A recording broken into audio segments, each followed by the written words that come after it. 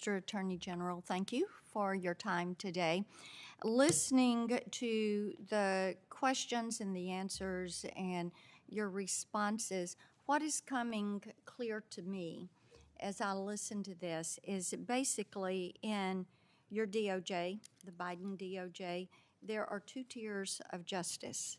There are one for people with conservative values, for parents, for people of faith, and then there is another tier of justice that applies to the Washington liberal elites, political elites. And what I want to do is dig down a little bit on how you and the department have applied this discretionary form of justice. It's something that concerns Tennesseans, and when I'm across the state, we have 95 counties.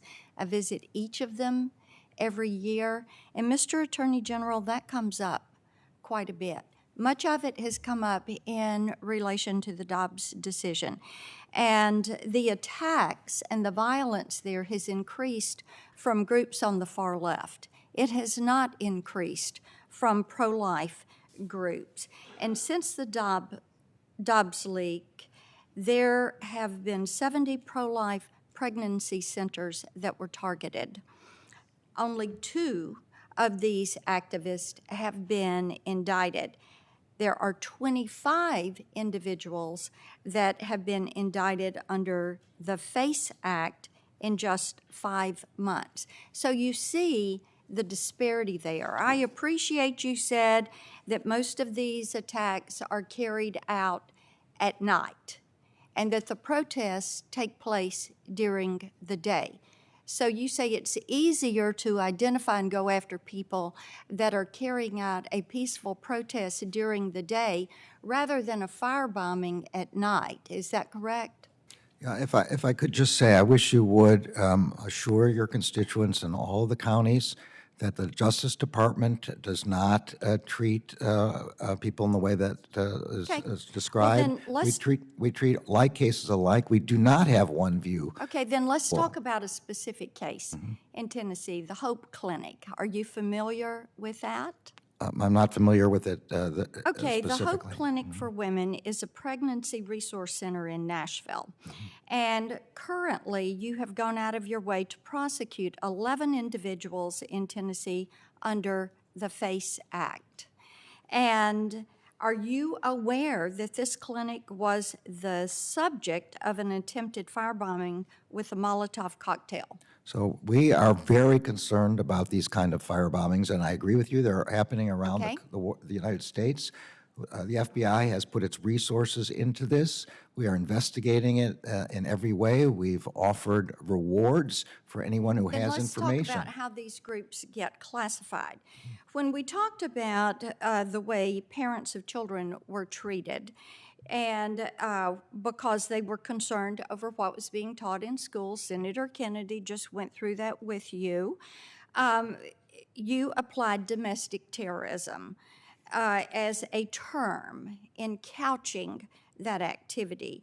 Now, under federal law, which you have cited, this is how you term domestic terrorism, and I'm quoting, activities that involve acts dangerous to human life that are a violation of the criminal laws of the United States or of any state.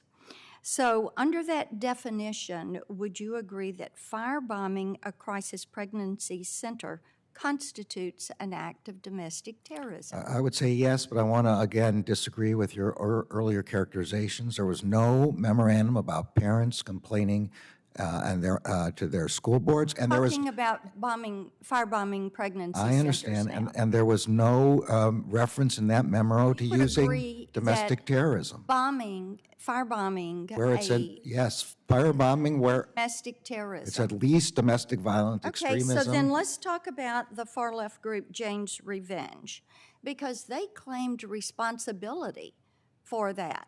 They went so far as to spray paint their name on the wall.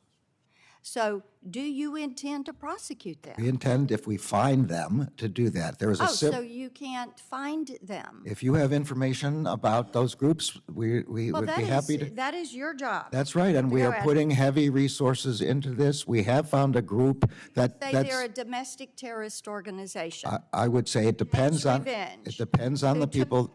Who took credit for this, spray painted their name on the wall. We have- Let me we have- ask you a couple of questions before my time runs out. We've talked a little bit today about the targeting at the justices' homes. Have you released any type of memorandum that explicitly condemns the acts of intimidation outside of the Supreme Court justices' homes?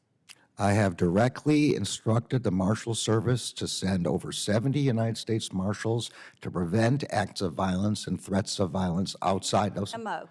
I don't need to do a memo because I spoke directly to the marshals about this topic. All right. Have you watched any of the footage of the protesters outside the justices' homes?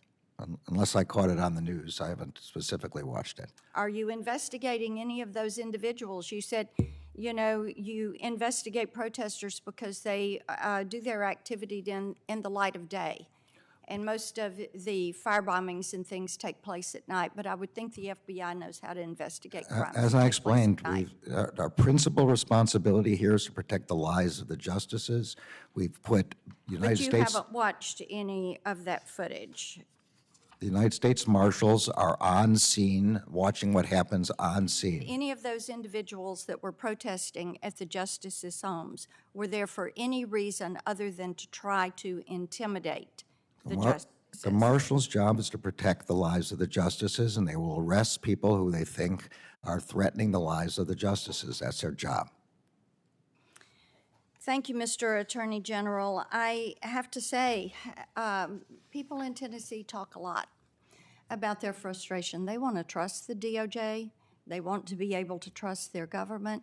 They are very concerned about what appears to be, by actions, 2 tiers of justice. And this is something that they do not see as equal treatment under the law.